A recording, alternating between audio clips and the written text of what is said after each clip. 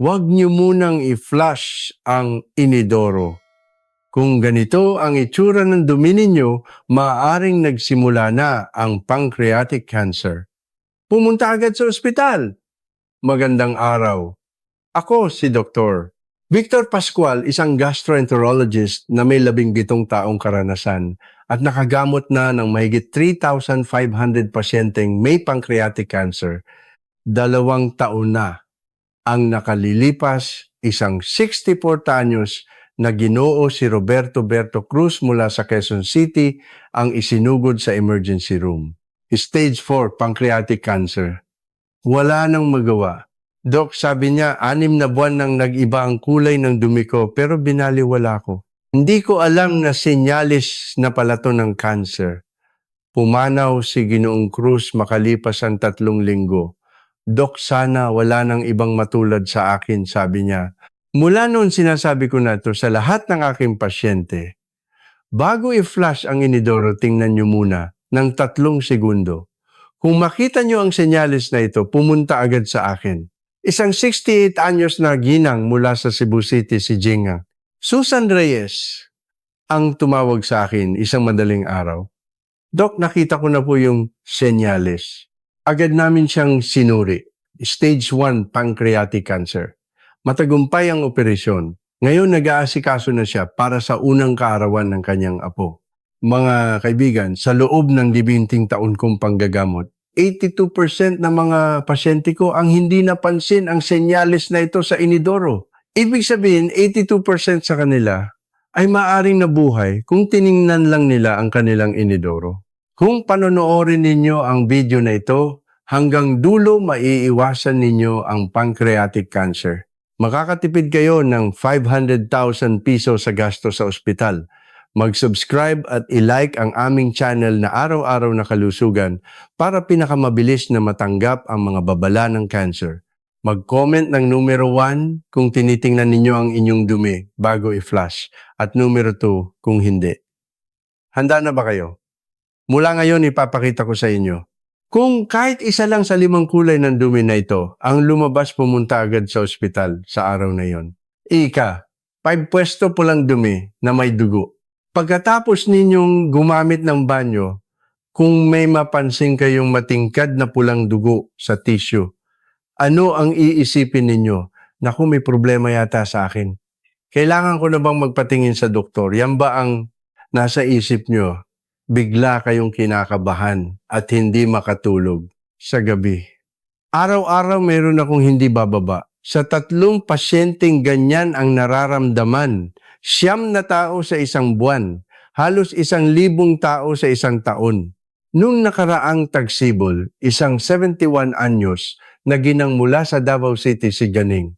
Elena Santos ang nagmamadaling pumasok sa aking klinika. Namumutla ang kanyang mukha.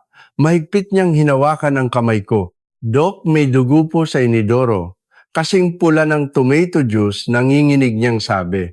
3 gabi na raw siyang hindi makatulog. Hirap din siyang lumunok ng pagkain. Hinawakan ko ang kamay ni Ginang Santos at sinabi, "Kumusta po? Kalma lang po muna tayo. Ating alamin ng dahan-dahan kung ano ito. Ngunit ano kaya ang resulta ng pagsusuri? Ito ay almoranas, hindi cancer." Napahagulgol si Ginang Santos doon mismo. Doc, inisip ko na po ang burol ko. Pinractice ko na kung ano ang sasabihin ko sa mga anak ko.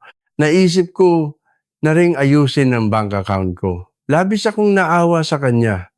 Alam ko kung gaano katindi ang takot ng ating mga nakatatanda. Kaya ngayon gusto kong linawin ito sa inyo.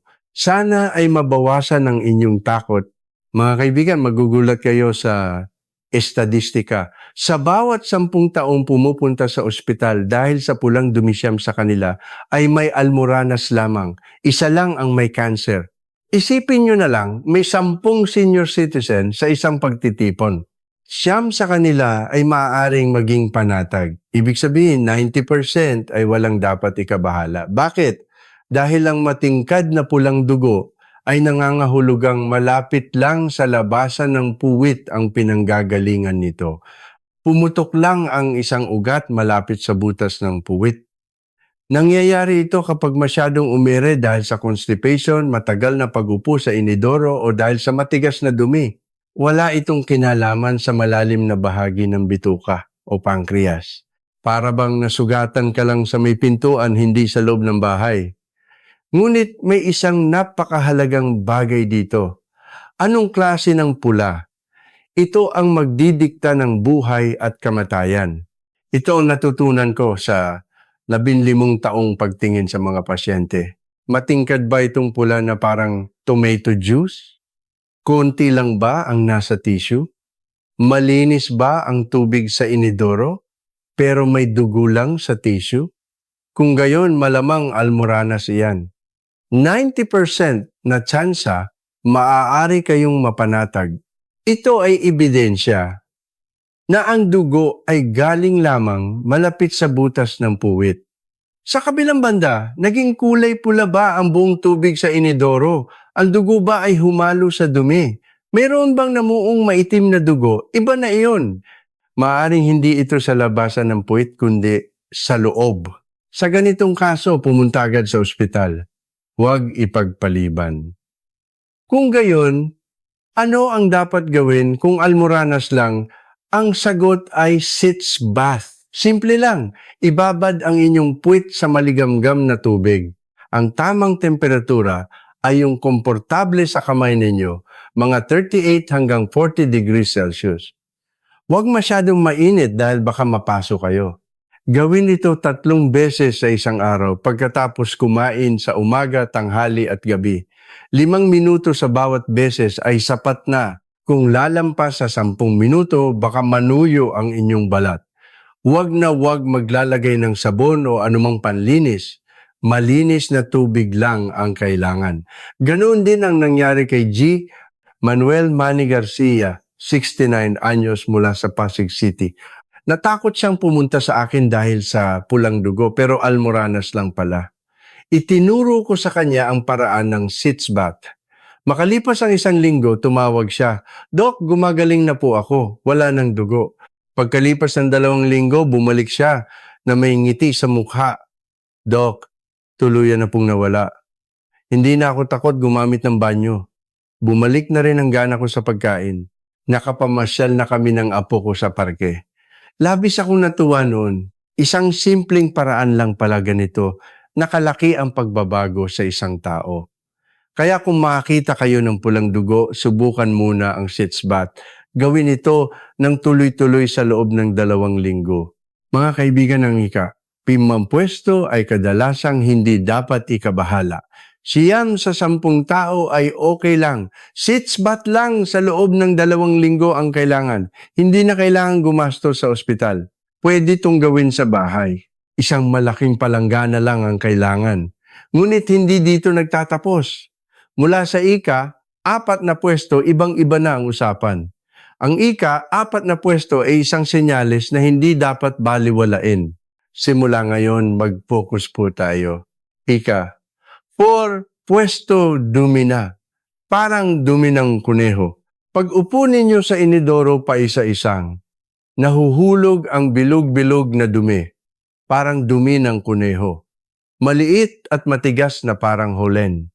Ano ang naiisip ninyo kapag ganito? Constipation lang to. Kailangan kong uminom na maraming tubig. Ganyan ba ang iniisip ninyo? Ngunit sa loob ng 15 taon kong pagtingin sa mga pasyente, natutunan kong ang dumining parang sa kuneho ay maaaring hindi lang simpleng constipation. Nung nakaraang tag-araw dumating si G. Jose Pepe Mercado, 73 anyos mula sa Iloilo City. Dok, 3 buwan na po akong ganito dumumi parang sa kuneho. Umiinom naman ako ng maraming tubig pero hindi gumaganda. Kumakain din ako ng gulay pero pareho pa rin. Sabi ni Ginong Mercado, 8 baso ng tubig ang iniinom niya araw-araw. Araw-araw din siyang kumakain ng gulay. Pero dumi pa rin ng kuneho ang resulta. Nakapagtataka, umiinom na ng tubig at kumakain ng gulay, bakit hindi gumagaling? Iminungkahi ko ang isang masusing pagsusuri at nakakagulat ang resulta. Bumaba ang pancreatic function niya. Kalahati na lang ng digestive enzymes ang nailalabas ng kanyang pancreas. Mga kaibigan, alam niyo ba kung ano ang ginagawa ng pancreas? Kapag kumakain tayo, naglalabas ang pancreas ng digestive enzymes. Ito ang dumudurog sa pagkain. Sa ganitong paraan, naa-absorb ng ating katawan ang mga sustansya. Ngunit ano ang mangyayari? Kung hihina ang function ng pancreas, kakaunti ang mailalabas na digestive enzymes. Dahil dito, hindi nadudurog ng maayos ang pagkain. Tumitigas ang dumi. Lumalabas itong maliit at matigas tulad ng dumi ng kuneho. Ibig sabihin, ang dumi ng kuneho ay maaaring hindi constipation, kundi isang babala mula sa inyong pancreas. Isang pag-aaral mula sa isang kilalang universidad sa Pilipinas ang may natuklasan. Sinuri nila ang 100 tao na 3 buwan ng dumudumi na parang sa kuneho. Sa kanila, 23 ang may problema sa pancreatic function. Ano ang nangyari kay G? Jose Mercado, mabuti na lang hindi ito pancreatic cancer. Ngunit humina na ang kanyang pancreatic function. Niresetahan ko siya ng digestive enzymes at tinuruan ng tamang paraan ng pagkain. Pagkalipas ng 1 buwan bumalik si Ginoong Mercado na nakangiti, Dok, hugis saging na po ang dumi ko. Ngayon lang ulit pagkatapos ng 3 taon. Ngunit may mahalagang bagay dito. Kailangan ninyong malaman kung kailan delikado ang dumi ng kuneho. 1 araw o 2 araw lang ba kayong ganito dumumi? Uminom muna ng tubig. 8 malalaking baso sa 1 araw. Katumbas ng 1.5 malaking bote ng mineral water. At kumain ng gulay tulad ng kamote, mansanas at repolyo. Subukan ito sa loob ng 3 araw. Sa kabilang banda, kung pagkatapos ng 3 araw, ay ganito pa rin ang dumi ninyo kahit uminom na kayo ng tubig at kumain ng gulay, pumunta na sa ospital. Magpasuri kayo. Kailangan ninyong malaman ang estado ng inyong pancreatic function. Lalo na kung kayo ay kabilang sa mga ito, mag-ingat ng doble. Kayo ba ay 60 anyos na o higit pa? May diabetes ba kayo? Madalas ba kayong uminom ng alak? Ang mga taong ito ay may mas mataas na posibilidad na mahina ang pancreas. Kaya kung ang dumi ng kuneho ay tumagal ng 1 linggo o higit pa, pumunta agad sa ospital. Ganito rin ang kaso ni Gnang. Patricia Patty David, 70 anyos mula sa Baguio City. 2 linggo siyang dumumi na parang sa kuneho. Uminom siya ng tubig at kumain ng prutas pero hindi gumaling. Nang magpasuri sa ospital, natuklasang mayroon siyang early stage pancreatitis.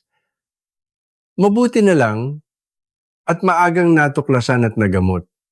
Ngayon magaling na siya. Mga kaibigan, huwag na huwag ninyong babaliwalain ang dumi ng kuneho. Huwag isipin na normal lang ang constipation kapag tumatanda. Kung ito ay tumagal ng higit sa 3 araw, maaaring sinyalis na ito mula sa inyong pancreas. Hindi nagsisinungaling ang ating katawan. Araw-araw tayong binibigyan ng senyales ng ating inidoro. Kaya ito ang aking payo. Simula ngayon, tuwing pupunta sa banyo, suriin ninyo. Dumi ba ng kuneho ang lumabas? Bantayan ito sa loob ng 3 araw. Uminom ng 8 baso ng tubig, kumain ng maraming gulay sa loob ng 3 araw. Kung ganito pa rin pumunta sa ospital. Huwag ipagpaliban, ngunit hindi pa rito nagtatapos. Sa ngayon, medyo ayos pa ang mga sitwasyon. Ang ika, 5, ay para mapanatag ang ika. 4 ay para mag-ingat. Ngunit mula sa ika, 3 ibang-iba na. Mula sa ika, 3 pwesto, hindi na ito dahil sa pagkain. Ang pancreas na mismo ang sumisigaw. Mag-focus po kayo. Ito na ang pinakamahalagang bahagi, ika. 3 pwesto maitim na dumi. Pumunta kayo sa banyo at ang dumi ninyo ay kulay itim na parang alkitran. Sobrang itim, malagkit, at napakasangsang ng amoy. Ano ang mararamdaman ninyo? Ano to? Bakit ganito kaitim? Kinakabahan kayo, di ba? Kung ngayon nyo lang nakita ang ganitong dumi sa buong buhay ninyo, talagang nakakatakot, nakakataranta at nakakabahala. Tama ba? Marami na akong nakitang pasyenteng ganyan. Lahat sila ay takot na takot pagdating sa akin. Nung nakaraang taglamig dumating si G. Miguel Mike Flores, 68 anyos mula sa Bacolod City. Dok, 3 araw na pong maitim ang dumi ko. Nung una hindi ako makapaniwala. Tiningnan ko ulit, maitim talaga. Sa sobrang takot hindi ako nakatulog. Nanginginig ang mga kamay ni Ginong Flores. 3 araw na siyang hindi makakain ng maayos. Hinawakan ko ang kamay niya at sinabi, "Kumusta po? Kalma lang. Mabuti po at pumunta kayo agad." Bakit? Dahil ang maitim na dumi ay senyales ng pagdurugo. Isang senyales na may dugo sa loob ng inyong katawan. Mga kaibigan, bakit nagiging itim ang dumi? Kapag may pagdurugo sa loob ng ating katawan, ang dugong iyon ay dumadaan sa sikmura. Nahahalo ito sa stomach acid. Dahil dito ang pulang dugo ay nagiging itim, parang kulay ng kinakalawang na bakal. Ito ang dumadaan sa bituka at lumalabas. Kaya ang maitim na dumi ay ebidensya na may pagdurugo sa inyong sikmura o duodenum. Ano ang nangyari kay G. Miguel Flores? Nag-endoscopy kami. Mayroon siyang ulcer sa duodenum. Doon ang gagaling ang paunti-unting pagdurugo. Ngunit ang mas nakakatakot ay ang sumunod. Nang suriin namin ang pancreas, namumula ang ulo nito. Early stage pancreatitis. May isang nakakagulat na pag-aaral ang isang cancer center sa Europa. Sinubaybayan nila sa loob ng 10 taon ang 100 pasyenteng may maitim na dumi. Sa kanila, 37 ang may problema sa pancreas o bile duct. Isa sa bawat 3 tao. Bakit? Kapag kumalat ang pancreatic cancer sa duodenum, nagkakaroon ng pagdurugo. Ang duodenum ay katabi lang ng pancreas. Habang lumalaki ang kanser, nadadaanan nito ang mga ugat. Nagdudugo ito. Ang dugong iyon ay nagiging itim at lumalabas sa dumi. Ibig sabihin, ang maitim na dumi ay maaaring isang pulang babala mula sa inyong pancreas. Mabuti na lang at maagang natuklasan ang kaso ni Ginoong Flores. Ginamot ang kanyang pancreatitis at ulcer. Pagkalipas ng 6 na buwan, tuluyan na siyang gumaling. Ngayon nakakapag-hiking na siya. Sinabi niya sa akin, "Dok, kung binaliwala ko to, malaking problema sana." Mabuti na lang hindi ko ipinagsawalang bahala ang maitim na dumi. Ngunit may napakahalaga ritong bagay. Kailangan ninyong malaman kung anong klaseng maitim na dumi ang delikado. Umiinom ba kayo ng iron supplements? Mga bitamina na may kasamang iron. Kung oo, maaaring maging itim ang dumi ninyo. Okay lang iyon dahil iyon sa gamot. Sa kabilang banda, hindi kayo umiinom ng gamot pero maitim ang dumi ninyo. 3 araw nang sunod-sunod, pumunta agad sa ospital. Lalo na kung may kasama itong mga sintomas, mas kailangan ninyong magmadali. Nahihilo ba kayo? Namumutla ba ang mukha ninyo? Nanghihina ba kayo? Ibig sabihin yan, marami na ang nawawalan dugo. Nagkakaroon na kayo ng anemia. Kaya pumunta agad sa emergency room. Huwag ipagpabukas. Ganyan din ang nangyari kay Gaane. Lourdes Lulu Villanueva, 66 anyos mula sa Caloocan City. Nagkaroon siya ng maitim na dumi pero inisip niyang dahil lang sa edad kaya hinayaan niya ng 3 linggo. Ngunit paunti-unti siyang nahihilo at nanghihina. Pagdating sa ospital, bumagsak sa kalahati ang kanyang hemoglobin. May pagdurugo sa kanyang sikmura at may pamamaga rin ang kanyang pancreas. Sinalinan siya ng dugo at ginamot. Mga kaibigan, makilahok po sa comments. Naranasan niyo na bang magkaroon ng maitim na dumi? Kung oo, i-type ang numero 1. Kung hindi, i-type ang numero 2. Ang inyong karanasan ay makakatulong sa iba. Ito ang aking payo. Simula ngayon, suriin ang inidoro. Maitim ba ang dumi ninyo na parang alkitran? Malagkit ba? Iba ba ang amoy sa karaniwan? Kung oo, kunan ninyo ng litrato. Malaking tulong sa pagsusuri kung ipapakita ninyo sa amin ang litrato mula sa inyong smartphone. At pumunta agad sa ospital. Huwag nang maghintay ng 3 araw. Ngunit hindi pa rito nagtatapos. Sa ngayon, tahimik pa lang na nagpapadala ng senyales ang pancreas. Ngunit mula sa ika, 2 pwesto iba na. Huwag na huwag ninyong palalampasin. Ika, 2 pwesto mamantikang dumi. Pag dumi ninyo, may lumulutang bang parang mantika sa ibabaw ng tubig? Kumikinang-kinang ba ito? Kahit i-flush, naiiwan pa rin ba ang mantika sa inidoro at napakasangsang ba ng amoy? Parang nabubulok na isda. Naranasan niyo na ba ito? Seryoso ito? Ito ay direktang sinasabi ng inyong pancreas. Noong nakaraang taglagas dumating sa aking klinika si G. Antonio Tony Ramos, 72 anyos mula sa Zamboanga City. Dok, kakaiba. 3 araw nang may mantika sa dumi ko. Hindi naman ako kumain ng karne. May lumulutang na mantika sa inidoro. Sobrang baho ng amoy kaya kailangan kong buksan ang bintana. Talagang litong-lito si Ginoong Ramos. Agad kong nalaman, ito ay steatorrhea o fatty stool. Isang senyalis na kulang ang digestive enzymes na galing sa pancreas. Mga kaibigan, kapag kumakain tayo ng karne o mamantikang pagkain, ano ang nangyayari? Naglalabas ang pancreas ng enzyme na tinatawag na lipase. Ito ang dumudurog sa taba. Sa ganitong paraan, na-absorb ito ng ating katawan. Ngunit ano ang mangyayari kung sira na ang function ng pancreas, hindi na naglalabas ng lipase, kaya diretsong lumalabas ang taba, sumasama ito sa dumi. Ibig sabihin, ang mamantikang dumi ay ebidensya na hindi na gumagana ng maayos ang inyong pancreas.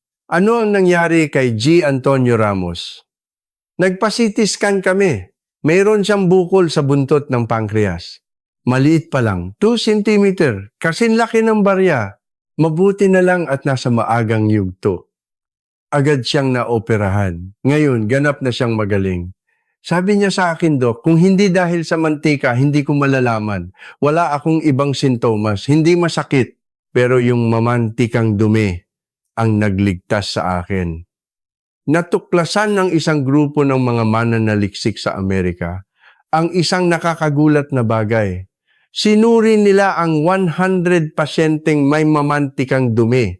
Sa kanila 62, 62 ang may sira sa exocrine pancreatic function. Ibig sabihin, sa 100 senior citizen, 62 ang mayroon nito. Halos 7 sa bawat 10 tao. Ang mas nakakatakot ay ito, kung ang mamantikang dumi ay tumagal ng 3 buwan o higit pa, biglang tumataas ang tsansa na maging pancreatic cancer. Bakit? Dahil habang lumalaki ang pancreatic cancer, sinisira nito ang tissue ng pancreas. Dahil dito, hindi na naglalabas ng digestive enzymes. Patuloy na lumalabas ang mantika. Ngunit may mahalagang bagay dito. Kailangan ninyong malaman kung anong klaseng mamantikang dumi ang delikado. Kumain ba kayo ng lechon o crispy pata kahapon? Kumain ba kayo ng chicken? Kung oo, maaaring magkaroon kayo ng mamantikang dumi ngayon. Okay lang yun, dahil iyon sa dami ng taba na kinain ninyo. Mawawala rin ito sa loob ng 1 o 2 araw. Sa kabilang banda, hindi kayo kumain ng karne pero may mamantikang dumi. 3 araw ng sunod-sunod. Kahit i-flush, naiiwan pa rin ang mantika sa inidoro. Kung gayon, pumunta agad sa ospital. Magpa-CT scan. Kailangan ninyong masuri ang inyong pancreas. Lalo na kung may kasama itong mga sintomas, mas kailangan ninyong magmadali. Hindi ba komportable ang tiyan ninyo? Hirap ba kayong matunawan? Bumababa ba ang inyong timbang? Ibig sabihin yan, malaki na ang sira ng inyong pancreas. Kaya pumunta agad sa ospital. Huwag ipagpabukas. Ganyan din ang kaso ni Ganang. Corazon Cora Gomez, 69, anyos mula sa Cebu City. 2 linggo siyang may mamantikang dumi, pero inisip niyang dahil lang sa edad kaya hindi siya matunawan. Ngunit bumaba ang kanyang timbang ng 3 kilo pagdating sa ospital. Stage 2 pancreatic cancer na pala. Mabuti na lang at pwede pang operahan at ngayon ay sumasailalim sa chemotherapy. Ito ang aking payo. Simula ngayon, bago i-flush ang inidoro, suriin ninyo. May nakikita ba kayong parang mantika? Kumikinang ba ito? Masangsang ba ang amoy?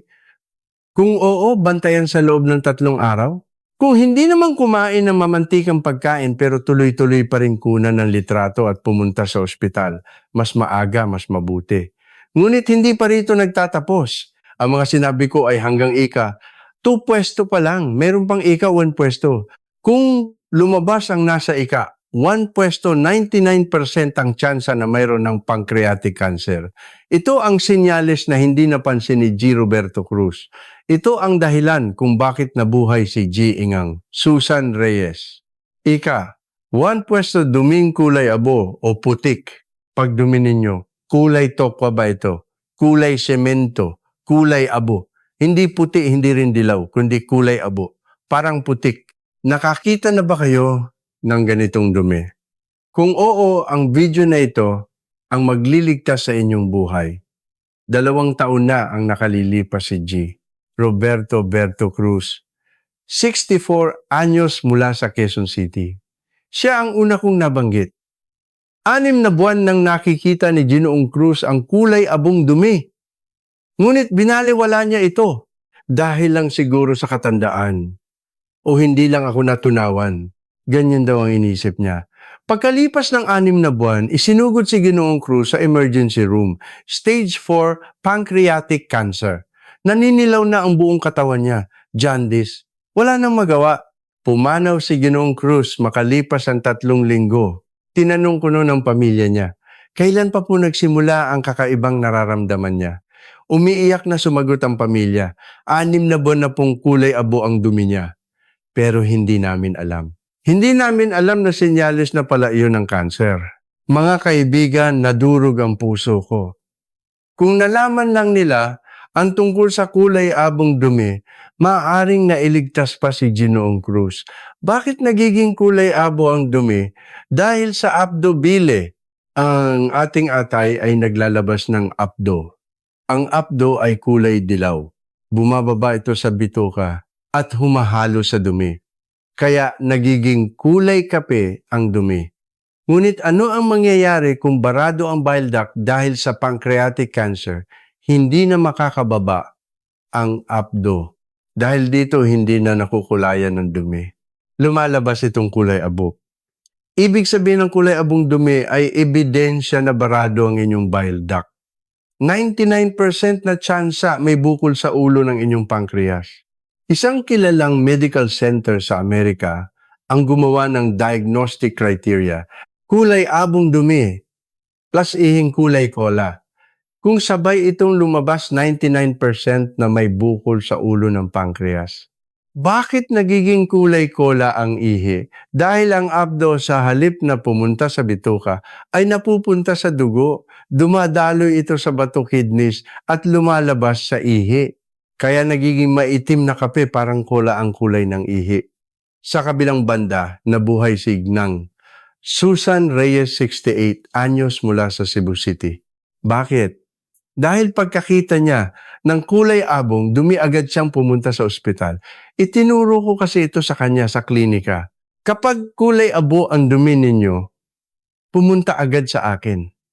Pagkalipas ng 2 linggo, tumawag siya sa akin na madaling araw. Dok, kulay abo po ang dumi ko. Agad ko siyang pinapunta sa emergency. Nagpa-CT scan kami. Mayroon siyang 1.5 cm na bukol sa ulo ng pancreas. Stage 1. Agad siyang naoperahan. Matagumpay. Ngayon, nag-aasikaso na si Gang Reyes para sa unang kaarawan ng kanyang apo. Ano ang pagkakaiba ni na G. Roberto Cruz at GNA? Susan Reyes, alam ba o hindi maagang pumunta? O huli na? Iyon lang. Isang pag-aaral mula sa isang malaking ospital sa Maynila ang nagsuri sa pintong pasyenteng may kulay abong dumi. Sa 50-47 ang may bukol sa pancreas o bile duct. 94% iyon. Kaya nakikiusap ako sa inyo. Kung kulay abo ang dumi ninyo, huwag nang mag-atubili kahit isang araw. Kung ngayon ito lumabas bukas, pumunta na sa ospital. Huwag isiping obserbahan ko muna ng ilang araw. Bawat araw ay mahalaga para sa buhay. Ganyan din ang kaso ni Gaaning. Isidra Lim, 65 anyos, mula sa Davao City. Nagkaroon siya ng kulay abong dumi pero inisip niyang obserbahan muna ng 1 linggo. Pagkalipas ng 1 linggo, nagkaroon siya ng jaundice.